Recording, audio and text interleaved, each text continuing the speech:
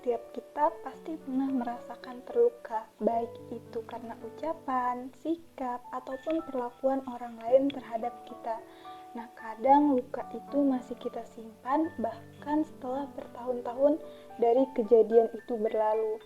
Tapi tahu nggak sih kamu, dalam psikologi positif ada satu cara sederhana namun sangat kuat untuk meningkatkan ketenangan batin dan kebahagiaan, yaitu forgiveness atau memaafkan. Nah, di sini memaafkan bukan berarti melupakan ataupun membenarkan perbuatan yang menyakitkan.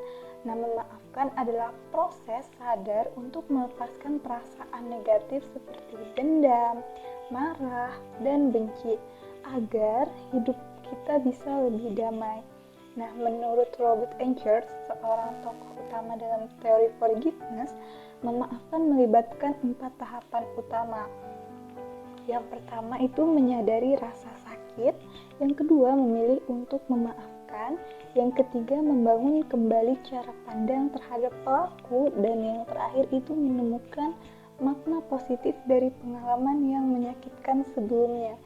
Nah, psikologi positif itu sendiri melihat forgiveness sebagai kekuatan karakter yang mendukung pertumbuhan emosional dan mental.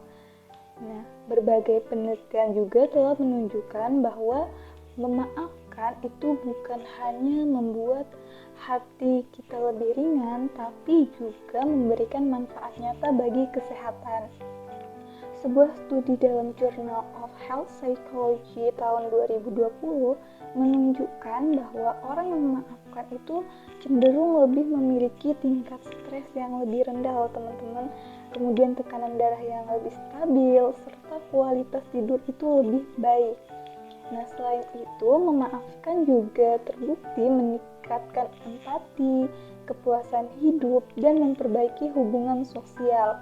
Artinya, ketika kita bisa memaafkan, kita sedang berinvestasi untuk kesejahteraan jangka panjang kita.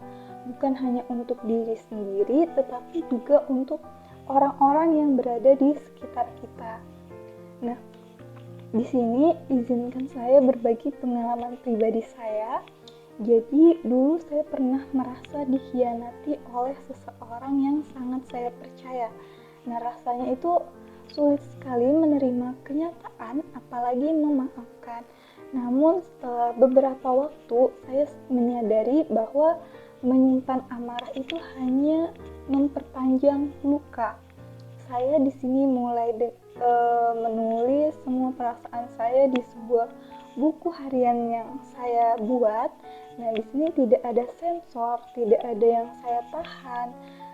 Jadi saya benar-benar menulis apapun yang saya rasakan, apapun yang saya alami itu di dalam buku harian itu. Kemudian saya baca kembali tulisan itu dengan satu tujuan teman-teman, yaitu untuk memahami tapi bukan untuk menghakimi. Dari sana saya mulai bisa menerima kenyataan dan memaafkan. Jadi bukan karena dia layak untuk dimaafkan, tapi karena saya layak untuk hidup dengan damai. Nah, dalam kehidupan sehari-hari sendiri, forgiveness itu bisa dimulai dari hal-hal kecil teman-teman. Nah, yang pertama itu kita tidak membalas komentar negatif dengan amarah. Kadang kan ada komentar-komentar negatif tentang hidup kita ataupun apapun itu dari orang lain yang kadang membuat kita marah ataupun kita tidak nyaman. Nah, dari situ kita tidak perlu membalas komentar itu dengan amarah. Lalu yang kedua itu berhenti mengulang-ulang kejadian yang menyakitkan dalam pikiran kita. Jadi kita tidak perlu memulai atau mengulang ataupun mereka adegan yang ada di otak kita, teman-teman. Yang terakhir itu kita cukup dengan berkata dalam hati, aku tidak ingin terluka ini lagi, ataupun aku tidak ingin menyimpan luka ini lagi. Nah, kalau kamu merasa siap untuk mencoba memaafkan teman-teman, berikut ini beberapa langkah praktis yang bisa kamu lakukan. Yang pertama itu sadari perasaan kamu. Jadi kamu itu akui bahwa kamu ini terluka. Ini langkah pertama agar kamu bisa mulai sembuh. Yang kedua itu tulis surat pengampunan.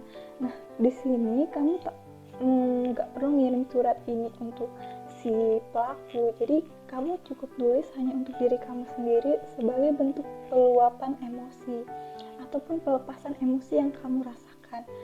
Terus yang ketiga itu coba lihat dari sudut pandang lain. Jadi ini bukan berarti membenarkan tindakan orang itu terhadap kita, tapi membantu kita untuk memahami lebih luas lagi. Kemudian yang keempat itu kita bisa berlatih dengan doa ataupun meditasi. Jadi bagi banyak orang ini adalah proses spiritual yang membawa ketenangan teman-teman. Jadi kita meluapkan emosi kita itu lewat doa ataupun meditasi. Yang kelima itu lakukan dengan bertahap teman-teman. Jadi memaafkan itu bukan soal kecepatan tapi soal kesungguhan. Jadi kita harus dengan sungguh-sungguh dan dilakukan dengan bertahap. Tidak bisa kita langsung memaafkan, udah sih santai aja aku udah memaafkan orang ini. Itu tidak bisa teman-teman. Jadi kita benar-benar harus memulai tahap-tahap tersebut. Dan tidak apa-apa jika memaafkan itu membutuhkan waktu yang lama, karena memang sulit untuk kita bisa langsung memaafkan pelaku tersebut. Kemudian coba sekarang teman-teman tanya sama diri teman-teman sendiri, sebenarnya siapa sih yang perlu aku maafkan agar aku bisa melanjutkan hidup tanpa beban? Nah, kadang jawabannya adalah orang lain, tapi seringkali kita abai ataupun kita tidak terpikirkan yang perlu kita maafkan itu yang pertama adalah diri kita sendiri, teman-teman.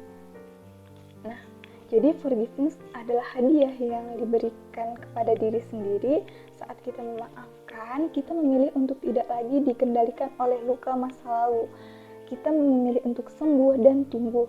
Jadi kalau video ini bermanfaat buat kamu, silahkan untuk bagikan ke teman-teman ataupun keluarga. Nah, siapa tahu mereka juga sedang berjuang untuk memaafkan. Karena semua orang itu berhak hidup dengan hati yang damai, termasuk kamu. Jadi terima kasih telah menonton. Bye-bye.